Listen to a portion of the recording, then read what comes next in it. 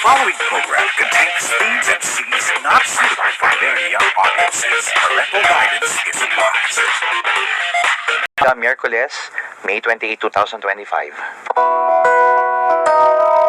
Kapag araw-araw na pagninilay, salita ng Diyos at patnubay, pananampalataya at biyaya. Pananampalataya at biyaya.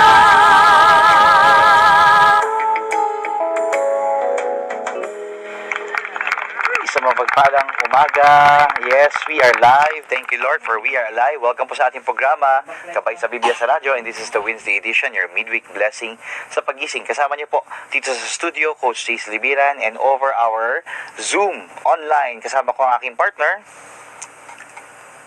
Ayan, nakamute lang yata. Siguro, maybe we can unmute para marinig si Brother Mark. Yan, thank you Coach JC. This is Mark Lee Tupas